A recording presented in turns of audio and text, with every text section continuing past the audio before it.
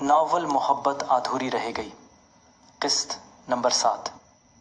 Hostel, रात का वक्त, वार्डन का ऑफिस, हल्की रोशनी और दीवार पर लगी घड़ी की टिक टिक। फोन बजा।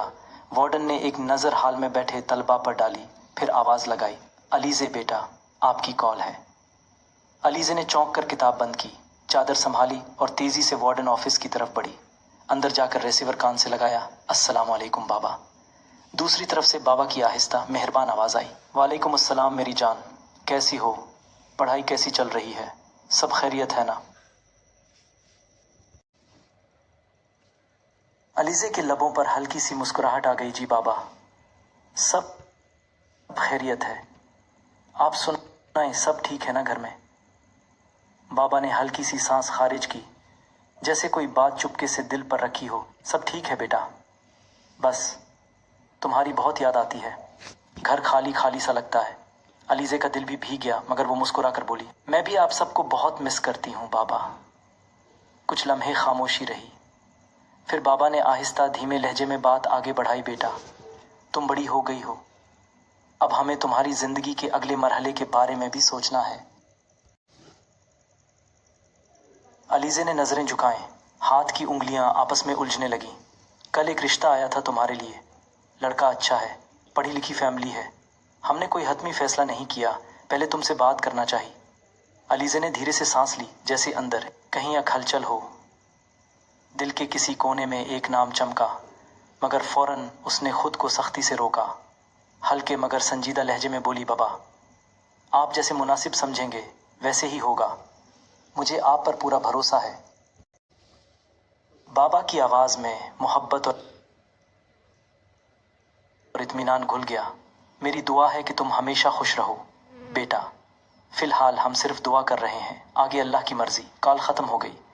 अलीज़े ने रिसीवर आहिस्तगी से रखा, मगर दिल में एक बोझ सा उतरा हुआ था।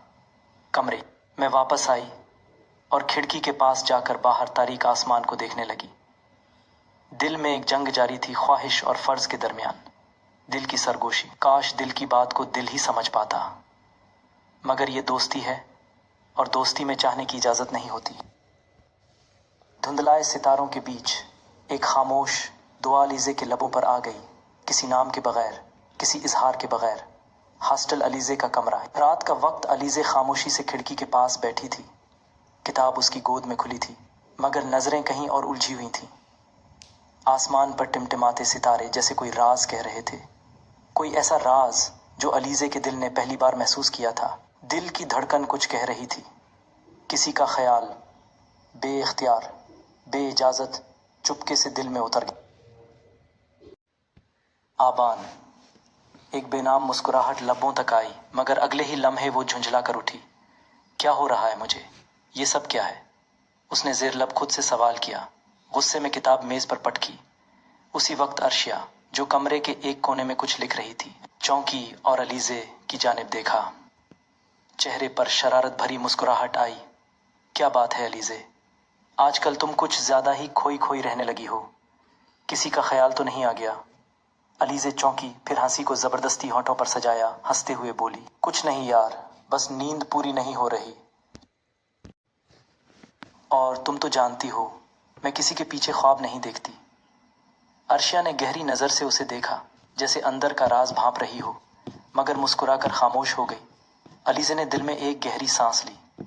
ये दोस्ती है, और मैं इस दोस्ती को किसी बेवकूफ़ी से खराब नहीं कर सकती। मगर दिल के अंदर कोई आवाज़ दबे दबे लफ्ज़ों में आबान का नाम पुकार रही थी। दूसरी तरफ किसी कैफे का कोना, शहीर अपने दोस्तों के साथ। शहीर ने कुर्सी पर टेक लगाई, हाथ में काफ़ी का मग घुमाया और हल्की सी तंजिया हंसी हंसी। सबको लगता है मैं अर्शिया के लिए वाकई संजीदा हो गया हूँ। दोस्तों ने कहकहा लगाया, तो फिर सच क्या है शहीर? एक दोस्त ने आंख मारते हुए पूछा। शहीर ने आंखें सकेड़ कर कहा, सच ये है कि मैं उससे सिर्फ बदला लेना चाहता हूँ। जो बेइज्जती उसने मेरे साथ की थी ना, अब मैं उसकी जिंदगी में ऐसा बोझ बनकर रहूंगा कि वो हर दिन पछताएगी। उसके लहजे में जहर घुला हुआ था, आंखों में इंतकाम की चमक थी। रिश्ता कर रहा हूँ, हाँ कर रहा हूँ, मगर मोहब्बत के लिए नहीं, सिर्फ हिसाब बराबर करने के लिए। कॉफी का मग मेज पर रखा और एक जहरीली मुस्कुराहट लबों पर फैल गई। यूनिवर्सिटी लॉन शाम के वक्त आबान ने कई दिन अपने दिल की जंग लड़ी थी। आखिरकार हार कर वो आज अर्शिया के सामने आया था। अर्शिया राहदारी में आहिस्ता आहिस्ता चल रही थी जब आबान उसके सामने आकर रुक गया। चेहरे पर अजीब सा तजब्जुब था, मगर नजरों में एक सच झलक रहा था। अर्शिया, उसने नरमी से पुकारा। अर्शिया रुकी, आंखें उठाई, खामोश, संजीदा। आबान ने गहरी सांस ली, जैसे अल्फाज का बोझ दिल पर बहुत भारी था। शायद मैं बहुत देर से आया हूं, लेकिन आज मैं अपने दिल की बात कहने आया हूं। अर्शिया, मैं तुमसे मोहब्बत करता हूं। लफ्ज खामोशी में तहलील हो गए। हवा रुक गई, वक्त थम सा गया। अर्शिया ने पलकें झपके और फिर बहुत ठहरे हुए लहजे में कहा, आबान, मोहब्बत जबरदस्ती नहीं होती, और मैं तुम्हें एक दोस्त से ज्यादा कभी नहीं देख सकी। आबान के चेहरे का रंग एक लम्हे को बदल गया, लेकिन वो मुस्कुराया, तल्खी छिपाते हुए। मैं समझता हूं, सिर्फ इतना कहकर वो पलट गया। अगली सुबह अस्पताल शदीद संजीदगी फोन की एक घंटी ने आबान की दुनिया बदल दी थी। अबू को हार्ट अटैक हुआ है, किसी ने हाँपती हुई आवाज में इत्तला दी थी। आबान दीवाना वार अस्पताल पहुंचा। बेड पर लेटे अबू की हालत बहुत नाजुक थी। डॉक्टर्स ने खबरदार किया, उन पर कोई भी दबाव न डाला जाए, जरा सी टेंशन उनकी जान के लिए खतरा बन सकती है। आबान टूटा हुआ बेड के पास बैठ गया। अबू ने कमजोर सी मुस्कुराहट के साथ उसका हाथ थामा। आबान, अबू की आवाज कांप रही थी। बेटा, मेरी एक आखिरी ख्वाहिश है, तुम मेरा कहा मान लो, ये रिश्ता कर लो मेरी तसल्ली के लिए। आबान ने शिद्दत से अपने आंसू रोके। दिल की हर धड़कन चीख रही थी। नहीं, लेकिन अबू की इल्तिजा सुनकर उसने होंठ भींचे, सिर झुकाया। ठीक है बाबा, जैसे आप कहें। अबू की आंखों में सुकून उतर आया और आबान के दिल में तूफान बरपा हो गया। रात का वक्त, तन्हाई, आबान का कमरा। आबान खिड़की के पास बैठा था। बाहर अंधेरी रात थी और अंदर उसका दिल रोशनी से खाली। वो खुद से कह रहा था, मैंने मान लिया, मगर मेरा दिल, ये दिल तो किसी और को मुंतखब कर चुका है। अब इसे कैसे समझाऊं, कैसे मारूं अपने ख्वाबों को। आंखों से बेआवाज आंसू बहने लगे।